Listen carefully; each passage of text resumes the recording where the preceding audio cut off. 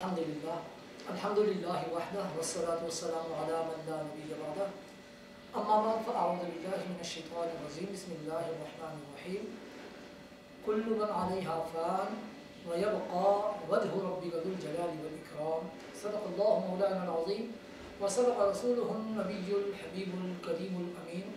ونحن علی ذلک لمن الشاہدین والشاکرین والحمدللہ رب العالمین۔ معزز محترم سامعین عزیز وقار حاضرین گرامی قدر، شب برات قریب ہے۔ شب برات یہ وہ رات ہے کہ جس رات کو بجٹ کی رات کہا جاتا ہے، یعنی کہ یہ برات کی رات ہے، یہ جائزہ کی رات ہے۔ ہر کام کا فیصلہ اللہ رب العزت اسی رات میں فرماتا ہے۔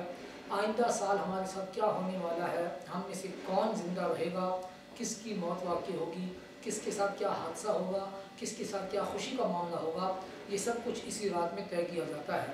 حضور نبی کریم علیہ الصلوۃ والتسلیم کا یہ فرمان ذیشان، جب آپ نے 15 شعبان المعظم کا روزہ رکھا،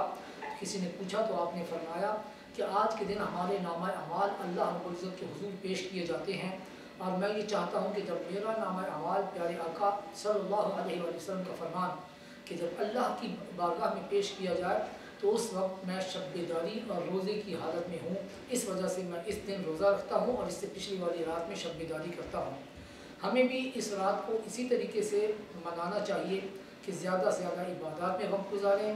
رات شب بیداری کریں، نوافل، قضاء عمری اور دوسری عبادات میں رات گزاریں، اور دن میں روزے کی حالت میں رہیں۔ اپنی زبان کو ہر قسم کی خرافات سے محفوظ رکھیں، اپنے آپ کو نیکیوں کی طرف مائل کریں، تاکہ جب ہمارا بھی نامہ اعمال بارگاہ عزتی میں پیش ہو تو اس وقت ہم بھی عبادت کی حالت میں ہوں، اور اللہ رب العزت ہمارے ساتھ رحم کا معاملہ فرمائے، جو کہ ہمارے لیے ذریعہ نجات اور بخشش کا ذریعہ بن جائے گا۔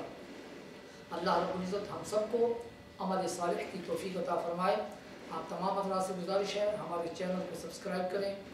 لائک کریں، ویڈیو کو شیئر کریں، نیکیوں کو بڑھانے کی نیت سے شیئر کریں، آپ کو ثواب بھی ملے گا۔ اللہ رب العزت ہمارا حامی و ناصر ہے۔